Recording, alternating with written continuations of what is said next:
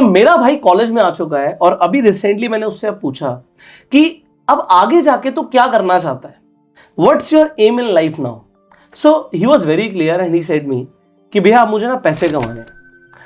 अब एजुकेशन चलती रहेगी बट मुझे अब पैसे कमाने, आप मुझे बताओ कि पैसे मैं कैसे कमा सकता हूँ, क्या क्या तरीके हैं मेरे पास।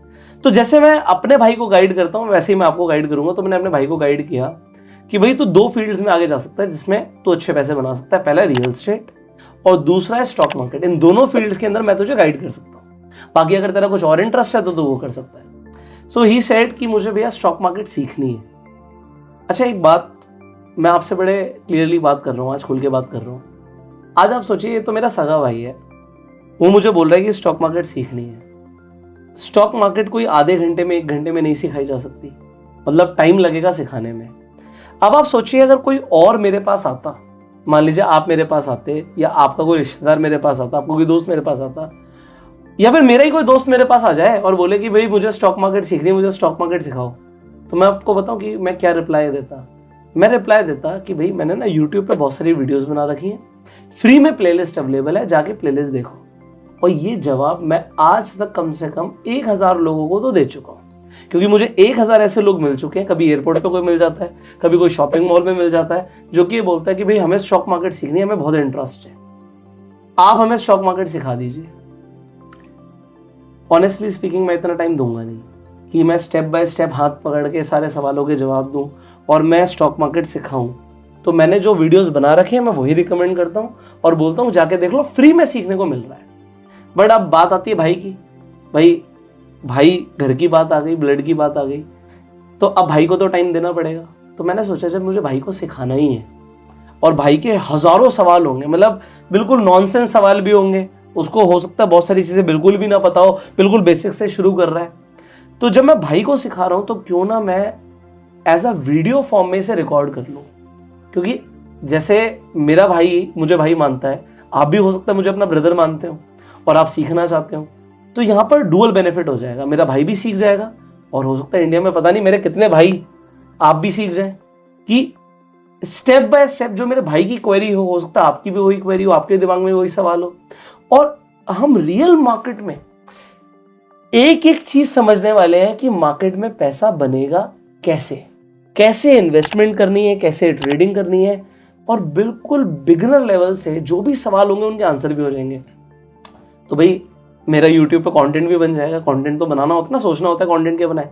इससे बढ़िया कंटेंट क्या हो सकता है कि पूरा इंडिया बैठकर फ्री में ये एजुकेशन ले सकता है। तो सोचो अगर मेरा भाई कहता है मुझे कोई कोर्स करना है स्टॉक मार्केट का, तो उसे बेसिक लेवल का अलग कोर्स करना पड़ेगा, फंडामेंटल का अलग कोर्स करना पड़ेगा, टेक्निकल का अलग कोर्स करना पड़ेगा। अगर उसे इंट्राडे ट्रेडिंग करनी है उसका अलग कोर्स, ऑप्शंस का अलग कोर्स, स्ट्रैटेजीज का अलग कोर्स, और इतने कोर्सेज का कितना पैसा होगा। और फिर प्रैक्टिकल इंफॉर्मेशन कौन देगा, प्रैक्टिकल जानकारी कौन देगा। तो जब इतनी सारी चीजें आ जाती हैं तो आपको मैं एक चीज बता रहा हूं, ये आज से हम रिकॉर्ड करने वाले हैं। We are going to record exactly everything. जैसे जैसे मैं अपने भाई को गाइड करूंगा वैसे ही मैं आपको गाइड करने वाला हूं। तो अब आपको एक सीक्वेंस में सीखने को मिलने वाला है, आपके बहुत सारे सवालों के जवाब आपको मिलने वाले हैं। जहां पर मेरा भाई अटकेगा हो सकता है आप भी अटको, जो मैं अपने भाई को बताऊंगा वही मैं आपको बताऊंगा। तो बिल्कुल बने रहिएगा साथ में, फ्री में सीखने को मिलने वाला है। इसका मतलब ये नहीं इसकी वैल्यू नहीं, इसकी वैल्यू बहुत ज्यादा है, बहुत ज्यादा है। जो अब ये वीडियोस मिलने वाली है आपको चैनल पे, इसकी वैल्यू शायद आप कीमत में लगा भी नहीं पाओगे, क्योंकि आप स्टॉक मार्केट में ना एकदम से मुनाफा नहीं होता, नुकसान भी होता है, और जो नुकसान करके सीखा जाता है ना वो रियल चीज होती है। तो आपको ये समझ आएगा कि आपका नुकसान ना हो, ऑलरेडी आप किसी के एक्सपीरियंसेस से सीख सको। और आज मेरे भाई ने तो मुझे बोल दिया मुझे स्टॉक मार्केट सीखनी है, भाई मेरा कोई बड़ा भाई नहीं है। इसका मतलब ये है कि जब मैं मार्केट में आया था मेरे पास कोई सिखाने वाला नहीं था। यूट्यूब पे जिस तरीके का कंटेंट हम बनाते हैं ना, वीडियोस ही नहीं थी। मुझे simply honestly speaking trend line plot करना भी नहीं आता था। और ट्रेंड लाइन प्लॉट करने के ऊपर आप कहोगे कितनी छोटी सी बात है, ट्रेंड लाइन प्लॉट करने के ऊपर ना मैंने गूगल किया, मैंने इंटरनेट से सीखने की कोशिश करी, क्योंकि मुझे ये तक नहीं आता था। आज आप लोगों को बहुत कुछ सीखने को मिलने वाला है। सो अब हम शुरू करते हैं। भाई मेरा आज साथ में ही बैठा है, सो आप सब स्वागत कर सकते हो, विभुराज ठाकुर। सो अब ये जो मेरा भाई है, आपको स्टॉक मार्केट की नॉलेज है? नहीं, मैं कुछ बेसिक सवाल पूछता हूँ तो आपको पता लग जाएगा। पी रेशियो क्या होता है? Profit to earning ratio, but ये नहीं पता कैसे निकालते हैं। बहुत बस ये बढ़िया, पता है। आपको समझ आ गया। जैसे इसने बोला प्रॉफिट टू अर्निंग मतलब बिल्कुल नहीं आता, तो प्राइस टू अर्निंग को प्रॉफिट टू अर्निंग बोल रहा है। एनीवेज चलेगा, बिल्कुल चलेगा, ठीक है। अच्छा, ऑप्शन ट्रेडिंग की कुछ आपने अभी तक सुना? ऑफिस में आते हो आपने कुछ सुना ऑप्शन ट्रेडिंग क्या होता है? सुना तो है बट समझ नहीं आया। अच्छा, कॉल पुट क्या होता है? कॉल मतलब कि हम खरीद रहे हैं, पुट मतलब बेच रहे हैं। अच्छा, ये भी आपको समझ आ गया होगा, किसे कुछ नहीं आता। अच्छा, कॉल, मैंने बोला अगर हम कॉल और पुट दोनों को खरीद रहे हैं इसका मतलब क्या होगा? कि बहुत बड़ा मूव आने वाला है, फिर कुछ पता लगेगा कि कहाँ से, अगर मार्केट ज़्यादा जा रही है नीचे जा रही है, फिर पता लगेगा कुछ। चलो, very good very good, you understand. I have a right guy ना, I have a right candidate. तो अभी हमें सबको समझना है। चलो अब हम आपकी बात करते हैं, अब हम बिल्कुल बेसिक से शुरू करते हैं, ठीक है। अब आपके पास आज पैसे हैं, मान लेते हैं आपके पास पैसे आ गए, आपने कमाए, पापा से लिए, कैसे भी करके, now you have money. Although इसके पास डीमेट अकाउंट है, इसके डीमेट अकाउंट भी खोलेंगे हम, इसके डीमेट अकाउंट में इन्वेस्टमेंट भी है, और मैं आपको ये भी बता दूं आपके डीमेट अकाउंट में प्रॉफिट भी चल रहा है, ठीक है, इन्वेस्टिंग का प्रॉफिट। वो क्यों चल रहा है, कैसे चल रहा है, भाई है साथ में तो चलेगा प्रॉफिट। तो हम एग्जैक्टली इसका भी डीमेट अकाउंट खोलेंगे, और जो भी करेंगे इसके खुद के डीमेट अकाउंट में करेंगे। मतलब हम कुछ खरीदेंगे रियल मनी से खरीदेंगे, ट्रेड करेंगे रियल मनी से ट्रेड करेंगे, सब कुछ करेंगे रियल में। तो आज मार्केट बंद है, देख सकते हैं। आज हम 20 तारीख को बैठा हूं आराम से, मंडे वाले दिन मार्केट बंद है क्योंकि महाराष्ट्र में चल रहे हैं इलेक्शंस, बट कल से मार्केट खुलेगी और हम रियल मार्केट में सारी चीजें रियल मार्केट में करने वाले हैं। बहुत मजा आएगा, तो लाइव सीखने को मिलेगा। अब मेरे कुछ सवाल है। Now you have money example, मैं किसी भी कंट्री में जाता हूं ना, वे अभी मैं रिसेंटली बाली गया, तो वहां पर मेरे पास ड्राइवर था। मैं किसी भी कंट्री में जाता हूं तो मैं लोगों से एक सवाल जरूर पूछता हूं, क्या आप स्टॉक मार्केट में इन्वेस्टमेंट करते हो? ठीक है। मैं ये क्यों पूछता हूं, क्योंकि आप अपने पैसे का करते क्या हो ये मैं जानना चाहता हूं। तो अगर, पहली बात तो ज्यादातर लोग जवाब देते हैं मुझे, मैं आपको ये बता दूं, आपको लगता है भाई बाहर बहुत ज्यादा इन्वेस्टमेंट करते होंगे, ज्यादातर लोग स्टॉक मार्केट में इन्वेस्टमेंट नहीं करते। और अगर कोई करता है तो मैं पूछता हूं कि आप क्या कर रहे हो। तो वहां पर दो तरीके के लोग होते हैं, कुछ लोग स्टॉक्स में इन्वेस्ट करते हैं, ज्यादातर लोग म्यूचुअल फंड्स में इन्वेस्ट करते हैं। तो अभी हम इन्वेस्टमेंट की बात कर रहे हैं, मैं आई कम टू ट्रेडिंग बिकॉज मेरा उसमें इंटरेस्ट है, तो मैं उसकी बात करूंगा, ठीक है। मैं आपसे एक सवाल पूछता हूं, लेट से यू हैव 1 करोड़ रुपीस, मैंने आपको 1 करोड़ दी है, और मैं कहता हूं कि इस पैसे को ग्रो करना है आपको, ठीक है। ठीक है। अगर आप पैसे को ग्रो नहीं करोगे तो क्या होगा, उसको मैं आपको एग्जाम्पल देता हूं, ठीक है। अभी पेट्रोल का क्या रेट है? 100 रुपये के आसपास कुछ। मतलब तूने रेट भी नहीं देखा पेट्रोल भरवाते हुए? याद नहीं कितना था। ये फर्क होता है। देखो हमने स्ट्रगल करी है, मैंने ना एक्टिवा में पेट्रोल भरवाता था, मैं तब से ना पेट्रोल का रेट नोट कर रहा हूँ। ये क्रेडिट कार्ड से पेट्रोल भरवाते हैं, इन्हें पता ही नहीं पेट्रोल कितने का चल रहा है। हरियाणा में पेट्रोल कितने का है पता नहीं। अच्छा, आलू टमाटर का भाव क्या है? 40-50 रुपये।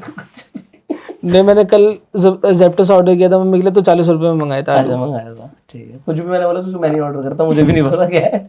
तो अभी मैंने कल ही गाड़ी में पेट्रोल भरवाया, आपकी गाड़ी में पेट्रोल भरवाया है, तो आपकी गाड़ी लेके गया था मैं। तो आपकी गाड़ी में जो पेट्रोल भरवाया दिल्ली से, वो तकरीबन 94 पॉइंट समथिंग का पेट्रोल का भाव है। तो मेरा सवाल है, 5 साल पहले पेट्रोल का रेट क्या था? पता नहीं। Good question, sorry, good answer. देखना पड़ेगा, देखना पड़ेगा। अच्छा, ये कंफर्म है सस्ता होगा 94 से? हाँ, ये तो है, सस्ता होगा। हाँ, अभी बढ़ गया? अभी बढ़ गया। ठीक है। एप्पल का क्या भाव होगा, 1 kg एप्पल का? 100 रुपये। कौन सी सदी में जी रहे हो? 100 रुपये का कहाँ मिलता है एप्पल? कभी खरीदा? नहीं खरीदा, तो मम्मी को पता होगा प्रोबेबली। तो एप्पल होगा कम से कम 250-300 रुपये किलो। डिपेंड करता है ना, आप इम्पोर्टेड मंगा रहे हो। नहीं, आप नॉर्मल भी ले लो, 100 रुपये तो बहुत ही मुश्किल मिलेगा। कश्मीर में मिल जाए, कश्मीर का उगा हुआ है, शिमला में मिल जाए तो एक अलग बात है। अदरवाइज मान लेते हैं 200 रुपये का था, मान लेते हैं। अभी एग्जैक्ट मैं आपको एग्जांपल क्या देना चाहता हूँ, उससे मैं समझाना चाहता हूँ। ठीक है। सो अल्टीमेटली एक ऑब्जर्वेशन है कि पेट्रोल का दाम जो हमने रिसेंटली ऑब्जर्वेशन करी है, पिछले 5 साल का एक अलग पैरामीटर है, बट उससे हर 5 साल पहले तक पेट्रोल का प्राइस हर 5 साल में डबल हो रहा था। मतलब पेट्रोल का प्राइस डबल हो रहा है, ठीक है। लोगों की पॉकेट पे इफेक्ट आएगा, ठीक है। पेट्रोल का एग्जाम्पल इसलिए हम ज्यादा लेते हैं क्योंकि हर ट्रांसपोर्टेशन में पेट्रोल एंड डीजल यूज होता है। तो अगर किसी एक स्टेट से दूसरी स्टेट में आम जा रहा है, सेब जा रहा है, कुछ भी जा रहा है और वो ट्रक से जा रहा है तो उसकी ट्रांसपोर्टेशन कॉस्ट बढ़ेगी, जिसका इफेक्ट कॉमोडिटी के प्राइसेस पर आएगा। तो मैं आपको इसलिए बोल रहा हूं कि अगर मैंने आपको 1 करोड़ रुपए दिया तो अगर आपने 1 करोड़ रुपए रख लिया, मान लो आपने बैंक में डाल के छोड़ दिया और मेरे पास कैश नहीं है, बट मान लो अगर मैंने आपको कैश में दिया होता और आपने तिजोरी में डाल के छोड़ दिया, तो उस 1 करोड़ रुपए से 5 साल के बाद चीजें उतनी नहीं आएंगी जितनी आ जाएंगी। अगर हम प्रॉपर्टी की बात करें, मान लेते हैं किसी ने 5 साल पहले एक जमीन ली थी, क्या आज भी उसका रेट सेम है? नहीं, बढ़ा है। बढ़ा है। तो अगर आज आपको मैं 1 करोड़ रुपए देता हूं और आप एक प्रॉपर्टी खरीद लेते हो, लैंड खरीद लेते हो, मैं लैंड पे विश्वास रखता हूँ, फ्लैट पे विश्वास नहीं रखता, आप लैंड खरीद लेते हो तो चांसेस है कि 5 साल बाद उसका रेट ज्यादा होगा। हाँ, तो आप बच गए।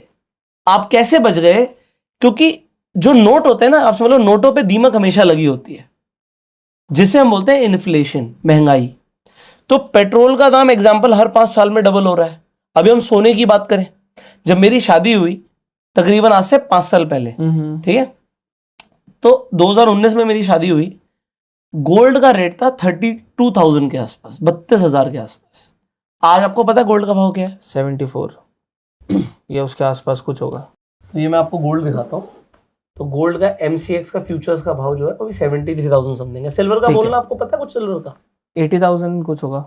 वेरी बैड, थोड़ा सा तो ट्रैक करो। सिल्वर ही तो बढ़ रही है, यही तो खरीदी थी मैंने। ये देखो, ये देखिए सिल्वर, वाह माशाअल्लाह, ये देखिए। तो सिल्वर का अभी MCX का फ्यूचर का भाव 91,000 समथिंग है। ठीक है, ठीक है, वो एक अलग बात है, मैं से 1 लाख रुपए देख रहा हूँ, तो मैंने इन्वेस्ट इसलिए किया था। तो ये मैं आपको इसलिए दिखा रहा हूँ कि ओवर द टाइम जो चीज़ें हैं, गोल्ड है, सिल्वर है, पेट्रोलियम प्रोडक्ट्स हैं, प्रॉपर्टी है, इनके दाम बढ़ते रहते हैं। तो अगर आपने ये इन्वेस्ट कर दिया तो होगा क्या? आपका 1 करोड़ रुपए हो सकता है 1 करोड़ 10 लाख हो जाए, 20 लाख हो जाए, 1.25 करोड़ हो जाए, 2 करोड़ हो जाए। ठीक है। बट अगर आपने उसे छोड़ दिया तो वो 1 करोड़ तो रहेगा, बट उसकी परचेजिंग पावर कम हो जाएगी। ठीक है। क्योंकि परचेजिंग पावर कम हो जाती है तो उसकी कोई वैल्यू नहीं रहती। अब यही 1 करोड़ रुपए अगर हमारे मम्मी पापा के पास जब उनकी शादी हुई थी तब होते और उन्होंने उससे कोई जमीन खरीद ली होती, तो हो सकता है वो आज जमीन 30, 40, 50 करोड़ की होती। ठीक है, बिल्कुल हो सकता है। हो सकता है ना। सो दिस इज वाई हमें ये समझना है कि 1 करोड़ रुपया या 1 लाख रुपया किसी के पास 10,000 रुपए है, वो सेम इफेक्ट उसके 10,000 पर भी है, 10 लाख पर भी है, 1 करोड़ पर भी है और 100 करोड़ पर भी है, कि उससे परचेजिंग पावर कम होती जा रही है। इन्फ्लेशन चलता रहेगा। ठीक है। आपने बोला स्टॉक मार्केट समझना है, स्टॉक मार्केट को साइड करो। मैंने आपको 1 करोड़ दिया, आप क्या करोगे 1 करोड़ का? अभी तक सबसे सेफ ऑप्शन तो लैंड ही है, बट 1 करोड़ में गुड़गांव में लैंड आती नहीं है। ठीक है, तो 1 करोड़ का क्या करोगे आप? गोल्ड सेकंड ऑप्शन, जो सेफेस्ट आज तक पापा बताते हैं कि गोल्ड सेकंड सेफेस्ट ऑप्शन है। तो बिल्कुल बढ़िया बोला आपने। ठीक है। मैंने गोल्ड का पहला चेन अपने पैसों से शायद 2013-14 में खरीदी होगी। ठीक है। ठीक है, तो अभी 13-14 छोड़ो, मान लो मेरे ससुर जी ने मेरे को शादी में 2019 में एक सोने की चेन गिफ्ट करी थी। ठीक है। वो सोने की चेन 100 ग्राम की थी, 32,000 रुपए के रेट से उसका रेट हो गया 3,20,000 रुपए। ठीक है। आज सोने का भाव अभी आपने क्या देखा? तकरीबन 73,000। ठीक है। तो आज वो कितने की हो गई? 7,30,000। 7 लाख। वाह यार, तो डबल से ज्यादा हो गया। तो शादी करने का बेनिफिट हो गया मुझे। Sorry, this is just an example. Okay, ठीक है। सो मैं थोड़ा इंटरेस्ट लाना चाहता हूँ यार, हो सकता है 10 ग्राम की दी हो, आपको क्या पता। कंटिन्यू करते हैं। ठीक है। अच्छी बात है, दी थी यार, ये तुम भी यार कुछ भी सोच रहे हो। तो पॉइंट यहाँ पर ये है इंपॉर्टेंट कि अगर आपने गोल्ड खरीदा तो गोल्ड, जैसे पापा ने बोला, पापा बिल्कुल सही बोला, पापा बिल्कुल सही बोलते हैं, आप लोगों के पापा बिल्कुल सही बोलते हैं कि जमीन खरीद लो, गोल्ड खरीद लो, है ना, ये आईफोन वाईफोन में कुछ नहीं रखा, वो बिल्कुल सही बोलते हैं। तो पिताजी हमारे सही बोलते हैं, क्यों? कि गोल्ड इन्फ्लेशन के अगेंस्ट में सबसे बढ़िया हेज होता है। ठीक है। हेज का मतलब क्या होता है? प्रोटेक्शन। जितनी महंगाई बढ़ेगी आप ये मान लो गोल्ड उतना बढ़ेगा। ठीक है। ये मान के चलो आप, ये बिल्कुल फैक्चुअल इंफॉर्मेशन है कि गोल्ड इन्फ्लेशन को जस्ट बीट करता है। ठीक है। तो gold is a good hedge. तो अगर आपने 1 करोड़ रुपए मैंने आपको आज दिए और आपने जाके गोल्ड खरीद लिया, मेरा एक सवाल है, आप गोल्ड कैसे खरीदोगे? आप क्या ज्वेलर के पास जाओगे और बोलोगे गोल्ड दे दो मुझे? मेरा क्वेश्चन है, how will you buy gold? मतलब वही ठीक है, अपने हाथ में भी रहेगा, वरना डिजिटल भी है बहुत सारे ऑप्शन। अच्छा, सो मैं आप लोगों को ना, मेरे को फर्क नहीं पड़ता साला 1 घंटा लगे, 1.5 घंटा लगे, 2 घंटे लगे, आप ना वीडियोस लंबी होंगी, क्योंकि मैं ना एक ही चीज की क्लैरिटी के साथ बात करूंगा, ठीक है? सो आपने बोला आप ज्वेलर से जाके गोल्ड खरीदोगे और आपके पास फिजिकल में है, डिजिटल भी है, ठीक है। तो इन दोनों तरीके से मैं गोल्ड की बात क्यों कर रहा हूँ, क्योंकि ये सारी चीजें इंटरलिंक्ड है। जैसे जैसे हम आगे बढ़ेंगे बहुत मजा आएगा आपको।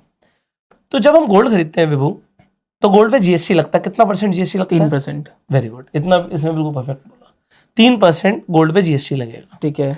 मैं गोल्ड खरीदने जाऊंगा और मैं अगर डिजिटल भी गोल्ड खरीदूंगा तो क्या जीएसटी लगेगा? बिल्कुल लगेगा। बिल्कुल लगेगा। क्या इसका कोई हैक है कि जीएसटी ना लगे? ऑफ द रिकॉर्ड्स ले लो। वो क्या होता है? इस जाके कैश में दे के ले लो कुछ। चलो इसका भी मैं आपको आंसर दे देता हूँ। जितने लोग ऐसा सोचते हैं कि वो कैश में जाके गोल्ड खरीदेंगे, हम बॉन्ड्स ले सकते हैं गोल्ड के, अच्छा ठीक है, अगर कुछ हो तो। इसके ऊपर हम बात करेंगे।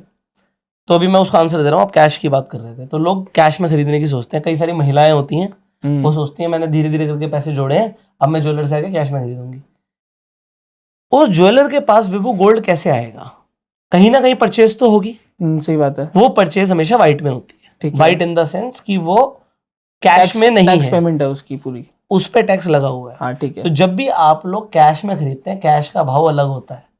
और आपको मेरी बात पे विश्वास नहीं है, आपके आसपास कोई भी ज्वेलर हो, ये एमसीएक्स का भाव देख लो और अपने ज्वेलर के पास जाओ और उसे बोलो मुझे गोल्ड चाहिए, आप कैश का रेट पूछिएगा।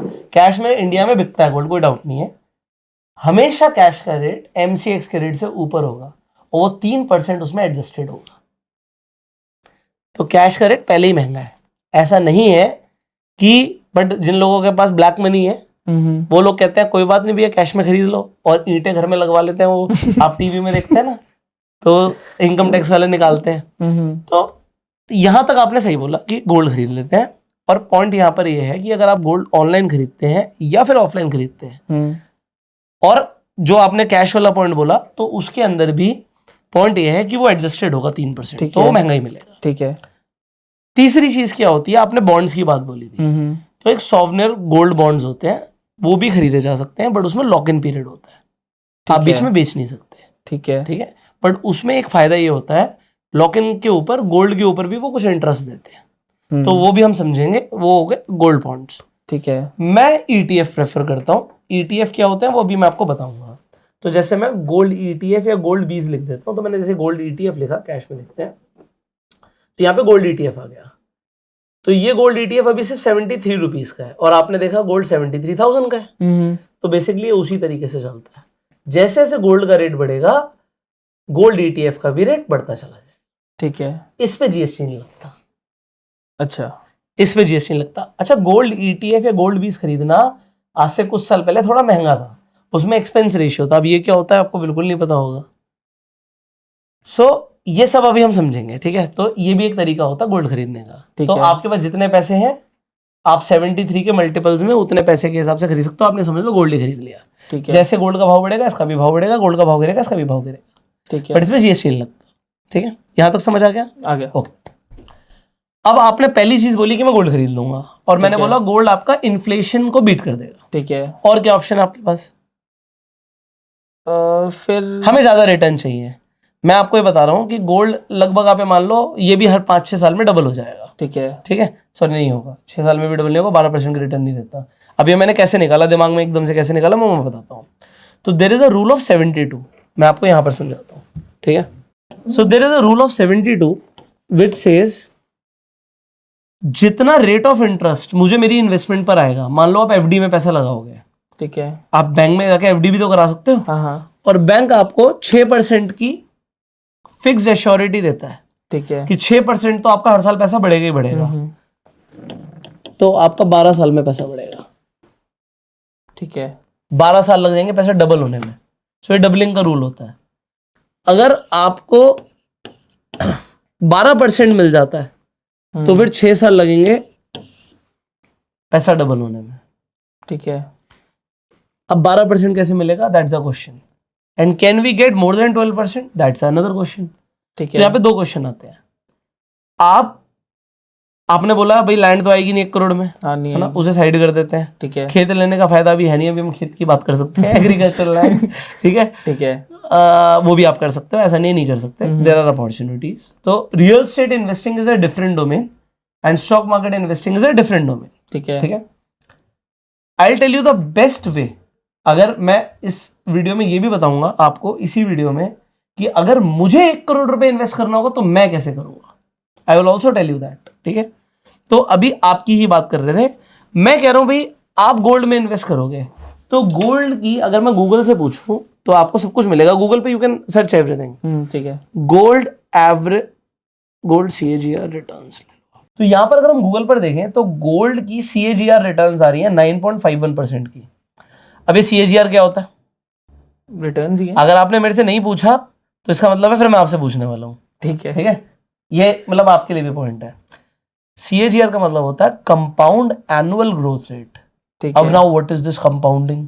मतलब इंटरेस्ट के ऊपर interest. Very good, this is fine. Interest के ऊपर इंटरेस्ट, मतलब अगर चीज का दाम 10% बढ़ा तो अगले साल उसी पॉइंट से 10% और बढ़ेगा। ठीक है, तो पहले अगर मेरे पास 1 करोड़ था, 1 करोड़ पे 10% बन गया तो 1 करोड़ 10 लाख हो गए। अब 1 करोड़ 10 लाख का क्या हुआ अगले साल? अगर वो भी 10% से बढ़ा तो फिर वो 10 लाख नहीं आएगा, वो 11 लाख आएगा। ठीक है। आप समझे? तो ये होता है CAGR। ओके, ये बहुत इंपॉर्टेंट चीज है कि मेरे पैसा बढ़ा और उस पर कितना बढ़ा, है ना, ये इंपॉर्टेंट है। क्योंकि वैसे तो फिर वो बहुत ज्यादा बढ़ जाएगा, वो बहुत ज्यादा कैसे होगा ये मैं आपको दिखाने वाला हूं। तो अगर हम यही ले लेते हैं, अब ये कितने साल का डेटा है? ये 23 साल का डेटा है।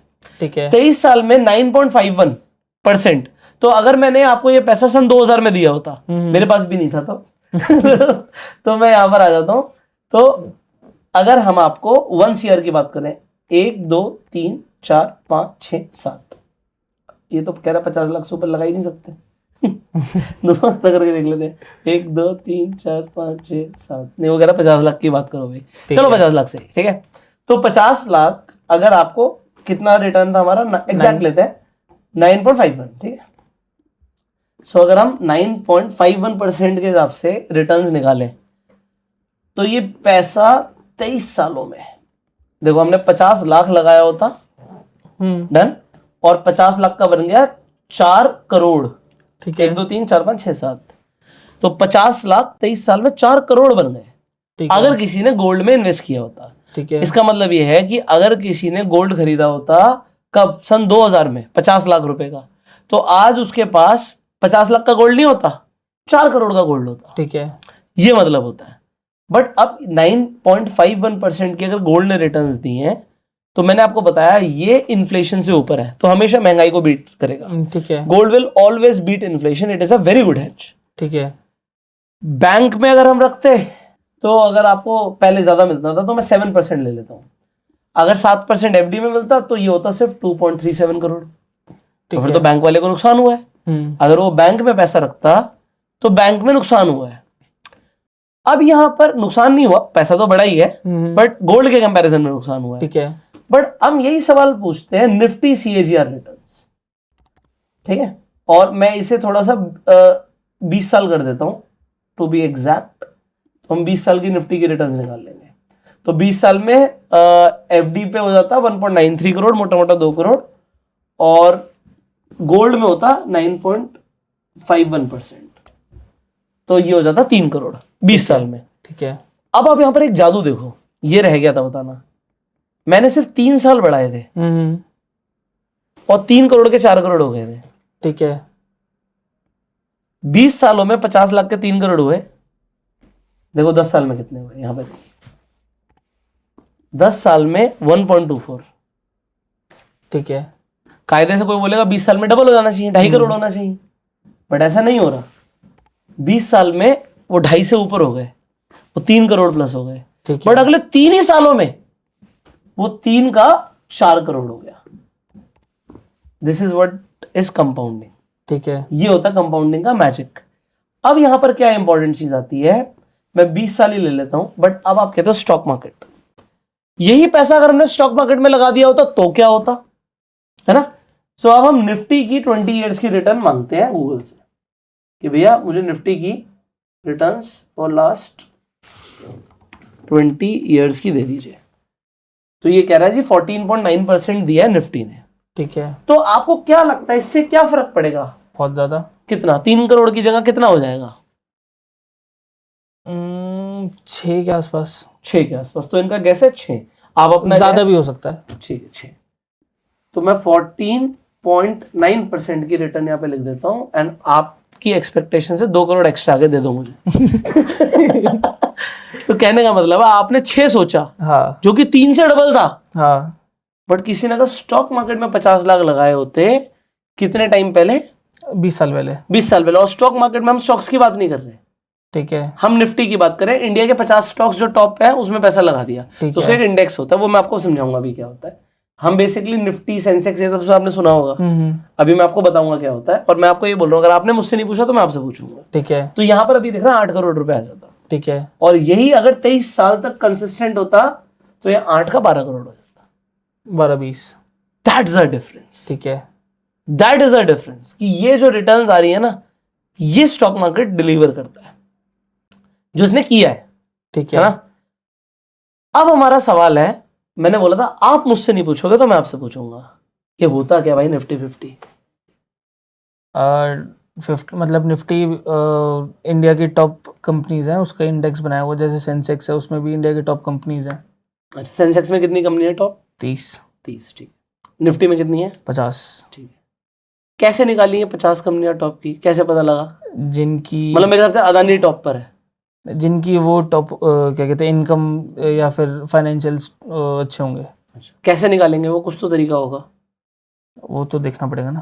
अच्छा ठीक, चलो मैं आपको बता देता हूँ, इजी रखते हैं। चलो, so there are scanners in the market. जैसे मैं टिकट टेप scanner.com पे जाता हूँ, मैं टिकट टेप पे जाता हूँ, मैं टिकट टेप का नाम लिया, मैं वो ले लेता हूँ, कोई दिक्कत नहीं, कोई प्रमोशन नहीं है, मैं टिकट टेप पे जाता हूँ। ठीक है, ओके।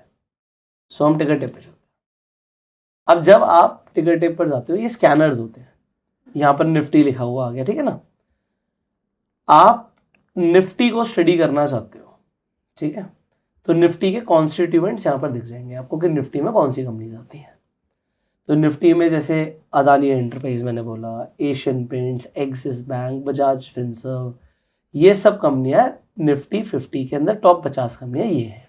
ठीक है। ओके, बट ये यहाँ पर क्यों है? यही क्यों है? बेस्ट परफॉर्मिंग होंगी। आप तो हल्दीराम से मिठाई खरीदते हो, हल्दीराम क्यों नहीं है? ना जरूर थोड़ी है कि वो खरीद तो वही हाल ही में एग्जाम्पल दे रहा हूँ, वो क्यों नहीं है?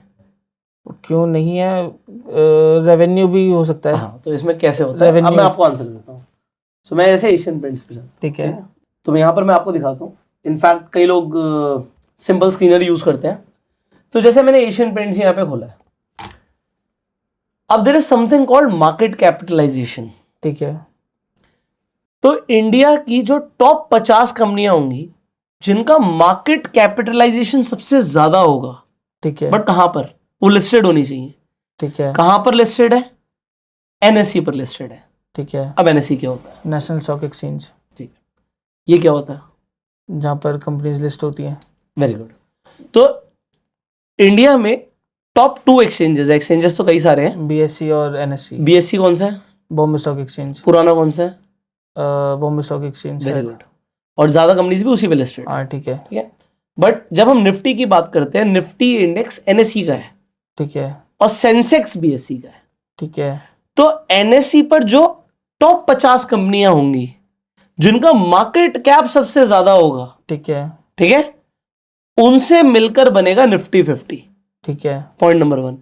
और बीएससी की जो टॉप 50 कंपनियां होंगी जिनका मार्केट कैप सबसे ऊपर होगा, उनसे मिलकर बनेगा सेंसेक्स। अब यहां पर 2 सवाल है, ठीक है। मैं पहले आपसे पूछता हूं, मार्केट कैप कैसे पता लगता है? यहां पर लिखा है 2,70,144 करोड़। ठीक है। तो मुझे कैसे पता लगा इसका मार्केट कैप 2,70,144 करोड़ है? इसका फॉर्मूला क्या होता है? फॉर्मूला मैं क्यों बता रहा हूं, ये इंपॉर्टेंट है। तो वैसे फॉर्मूला स्कूल वगैरह कॉलेज में कहीं पता नहीं पढ़ाएंगे मेरे को पढ़ने को नहीं मिला था भाई, बट ये इंपॉर्टेंट क्यों मैं बताऊंगा। How do you calculate the market cap?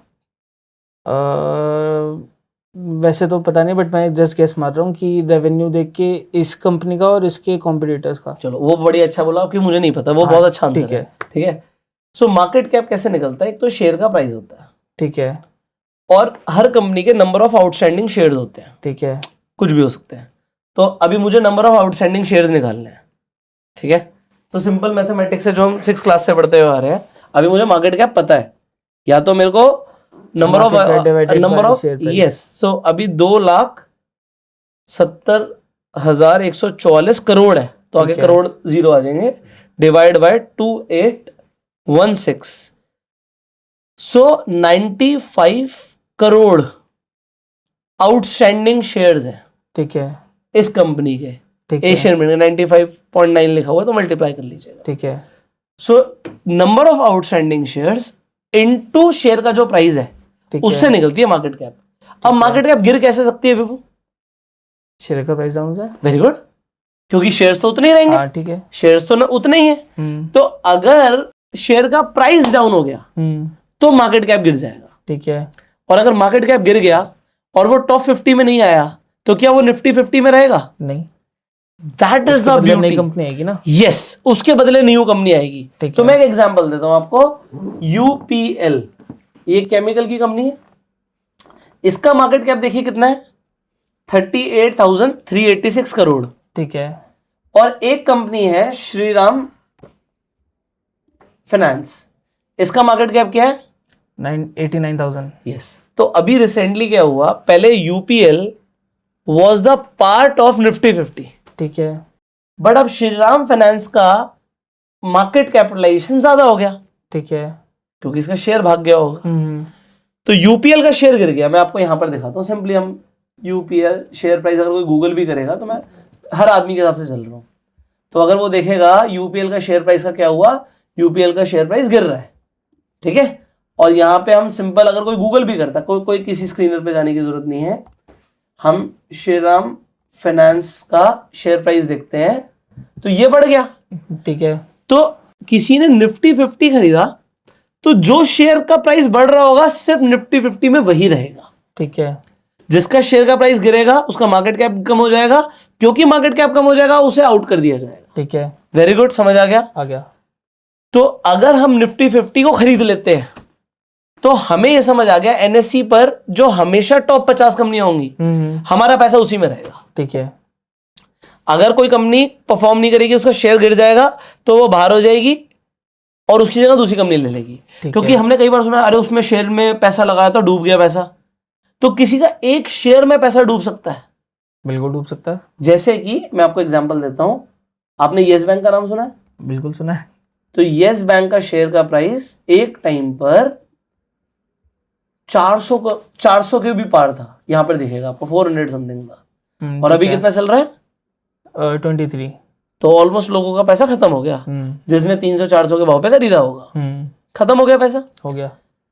ये शेयर के साथ हो सकता है, निफ्टी भी कर सकती है, बट वो कभी इतनी गिर ही नहीं सकती, और गिरेगी तो भी ऊपर आ जाएगी, क्योंकि टॉप कंपनियां ऊपर ले आएंगी, ठीक है। तो निफ्टी हमेशा अगर आप देखोगे तो बढ़ती ही चली जाती है, बीच में कोविड का फॉल आता है, बट मार्केट फिर बढ़ जाती है, ठीक है। और ये सिर्फ इंडिया की मार्केट के लिए नहीं है। अब जैसे हमारा निफ्टी 50 है, ऐसे यूएस का नैस्डैक, ठीक है। हम S&P की बात करते हैं, S&P की फुल फॉर्म क्या है आप लोग कमेंट्स में बताएंगे, ठीक है। S&P की फुल फॉर्म क्या है? सो S&P 500, इसमें यूएस की 500 टॉप कंपनियां आती है, ठीक है। और S&P 500 का भी इंडेक्स देखेंगे तो ऐसा ही भागता हुआ दिखेगा, ठीक है। तो जर्नली इंडेक्सेस ऊपर जाते हैं लॉन्ग टर्म, क्योंकि इसमें हमेशा टॉप परफॉर्मिंग कंपनियां रहती हैं। आपने भी नैस्डैक की बात करी, तो नैस्डैक 100, नैस्डैक क्या है? एक इंडेक्स भी है, और नैस्डैक जो है एक एक्सचेंज भी है, ठीक है। जैसे एनएससी ही एक्सचेंज होता है, और एनएससी आपका निफ्टी की जगह एनएससी नाम होता, तो ये मैं आपको बता दूं, Nasdaq is exchange also, and Nasdaq is also an index. तो अभी देखो ये भी भाग रहा है, बट अब कई लोग कहेंगे it is not always true, ठीक है। ठीक है। क्यों? क्योंकि जापान का भी एक इंडेक्स है, ठीक है। क्या आपको उसका नाम पता है? नहीं, तो आज समझ लेते हैं। अभी हमने नहीं बोला तो नहीं से रिलेटेड ये निक्की ठीक है।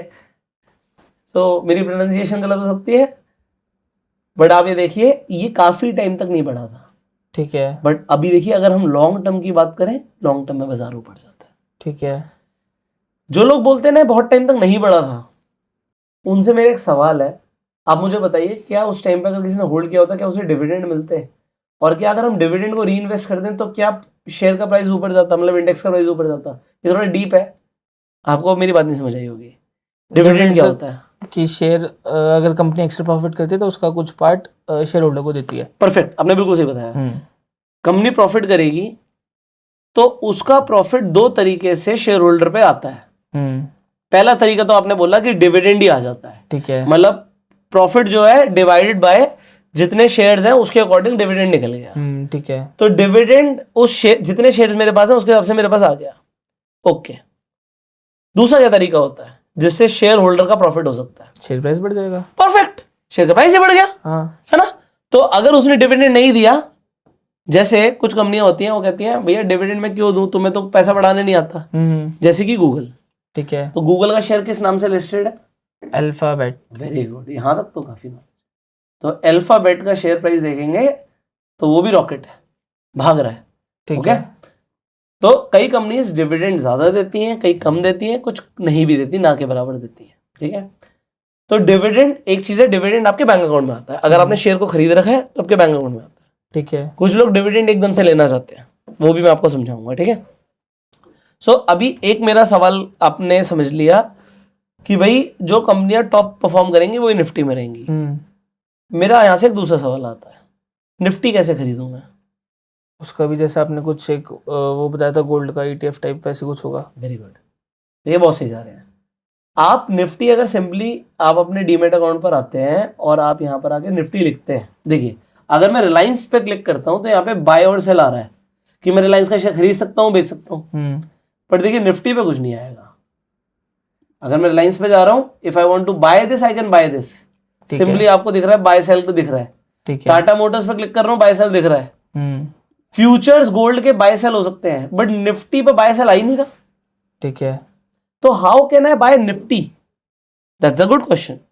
So there are multiple ways to buy Nifty. ठीक है, अभी हम ट्रेडिंग को हटा देते हैं कि लोग फ्यूचर्स की बात करें, निफ्टी का फ्यूचर खरीद सकते हैं। जो आपने बोला बिल्कुल सही बोला कि मैं निफ्टी का ETF खरीद सकता हूँ। ठीक है, निफ्टी का ETF किस किस नाम से मिलता है? निफ्टी का ETF आप सिंपली निफ्टी 20 के नाम से ढूंढ सकते हो। ठीक है, जैसे मैं निफ्टी 20 पर जाता हूँ, चार्ट बेसिकली BSE का अच्छा आता है, मैं इस पर क्लिक करता हूँ तो ये निफ्टी 20 है। ओके, जो कि 249 रुपीज का चल रहा है। इग्नोर दिस कैंडल, ये कुछ नहीं है। ठीक है, ठीक है, और क्योंकि NSE पे तो और गंदे चार्ट बनते हैं, इसके चार्ट्स अच्छे नहीं होते, मुझे नहीं अच्छे लगते। ठीक है, ETF के specifically. So this is Nifty 20। Okay, so अगर मैं 250 रुपए में चाहूँ तो इंडिया की टॉप 50 कंपनियां खरीद सकता हूँ। ठीक है, अब मेरे पास जितने पैसे होंगे मैं उसके हिसाब से खरीद सकता हूँ। यहां तक समझ आ गया? आ गया। तो अगर मैं 1 करोड़ रुपए से निफ्टी 20 खरीद लेता या 50 लाख से ही, ठीक है, तो क्या होता? ये आपने अभी यहां पर देखा कि 50 लाख रुपया 12 करोड़ रुपए बन जाता 23 साल में, और 20 साल में 8 crore. 8 crore, which is a ट्रेमेंडस growth. But अब एक सवाल और है, अगर हमें इससे ज्यादा चाहिए तो फिर इंडिविजुअली स्टॉक्स पिक करने पड़ेंगे। वेरी गुड यार, वेरी गुड, कि हमें फिर इंडिविजुअल स्टॉक्स पिक करने पड़ेंगे। ठीक है, क्योंकि स्टॉक्स के अंदर और भी ज्यादा ग्रोथ हो सकती है। अगर आप यहां पर निफ्टी देखते हो, जैसे आपने बोला था निफ्टी का भाई CAGR बता दे, मैं आपको एग्जांपल देता हूं। चलो आइशर मोटर्स, तो यहां पर आप देख रहे हो कि आइशर मोटर की मैं सिर्फ 10 साल की भी बात कर लूं तो 20% का CAGR है। ठीक है, इससे क्या फर्क पड़ता है?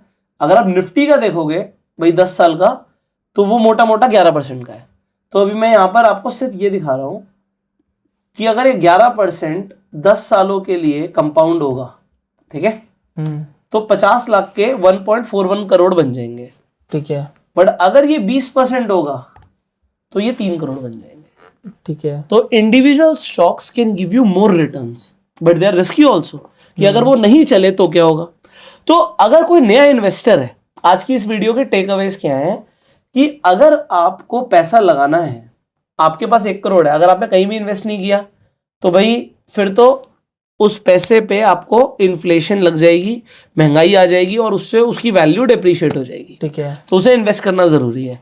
इधर आप रियल एस्टेट में इन्वेस्ट कर सकते हो, गोल्ड में इन्वेस्ट कर सकते हो, FD में इन्वेस्ट कर सकते हो, उनके सब हमने प्रोज एंड कॉन्स समझे। या फिर आप स्टॉक मार्केट को चूज कर सकते हो।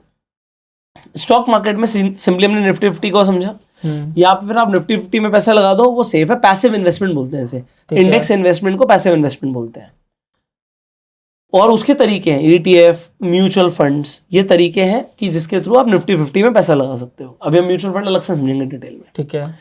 या फिर आप सिंपली क्या कर सकते थे, इंडिविजुअल स्टॉक्स पिक करते और उसमें मान लो आप 10-10 लाख रुपए 10 स्टॉक्स में लगा देते, ठीक है। तो कुछ स्टॉक्स ने रिटर्न ज्यादा दी होती, तो हो सकता है आप निफ्टी से भी ज्यादा रिटर्न ले आते। बट हम सिलेक्ट कैसे करें? अगर हमने गलत स्टॉक सिलेक्ट कर लिया, येस बैंक जैसा स्टॉक सिलेक्ट कर लिया, वोडाफोन आइडिया जैसा स्टॉक सिलेक्ट कर लिया, तो हमारी तो वेल्थ डिटोरिएट भी हो सकती है, नुकसान हो सकता है। ठीक है। तो how to select good stocks? Financials देखे कि रेवेन्यू बढ़ रहा है, एसेट बढ़ रहे हैं, लायबिलिटीज कम हो रही है। Very good. उसे कैसे देखेंगे? पॉइंट नंबर 1, स्कैनर जैसा आपने दिखाया। स्कैनर है जैसे जो हम फाइनेंशियल देखते हैं, इसकी स्टडी को बोलते हैं फंडामेंटल एनालिसिस। ठीक है। अब यहाँ पर भी 2 चीजें आ जाती हैं। मैंने देखा एक फंडामेंटली अच्छा स्टॉक है और मैंने उसमें पैसा लगा दिया, ठीक है। अब मैं इन्वेस्ट करके बैठा हुआ हूँ। ठीक है। कई लोग कहते हैं यार 1 साल 2 साल 3 साल में वो बड़ी ग्रोथ दे दे और जल्दी। ठीक है। तो फिर वहां पे इन्वेस्टिंग भी 2 तरीके की होती है, short term, long term. Short term long term बोल सकते हैं, या फिर आप ऐसे बोल सकते हैं वैल्यू इन्वेस्टमेंट, और एक होता है मोमेंटम इन्वेस्टमेंट। ठीक है। तो मोमेंटम इन्वेस्टिंग भी एक इंपॉर्टेंट कॉन्सेप्ट है। तो अब हम नेक्स्ट वीडियो में ये सीखने वाले हैं how to select stocks for investment, value investing क्या होती है, ठीक है।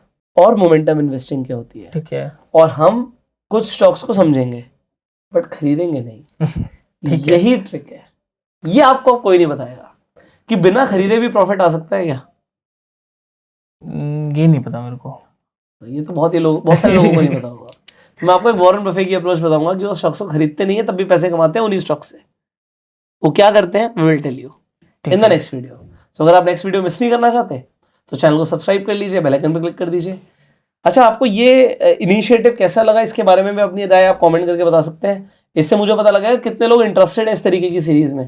अदरवाइज मुझे आपका इंटरेस्ट पता लगना बहुत जरूरी है। पता नहीं लगता तो हमें नहीं समझ आता कि आपको किस तरीके का कंटेंट प्रोवाइड किया जाए। अगर आपको इस तरीके का कंटेंट पसंद आ रहा है तो will continue this series and step by step हम बहुत कुछ डिटेल में सीखने वाले हैं। बहुत सारे लोगों की हेल्प होगी एंड आप शेयर कीजिएगा इस वीडियो को, जिससे अवेयरनेस फैले कि इस तरीके की सीरीज फ्री में अवेलेबल है, जिसमें लोग स्टॉक मार्केट को बिना कोई खर्चा करे आप अपना टाइम लगा के फ्री में सीख सकते हैं और बहुत मजा आने वाला है। मैं आपको जेन्युइनली बता सकता हूँ। थोड़ी लंबी वीडियोस है, डिटेल में है, और क्योंकि क्वेश्चन आंसर्स है तो आपके भी आंसर हो रहे होंगे क्वेश्चन जो आपके दिमाग में है।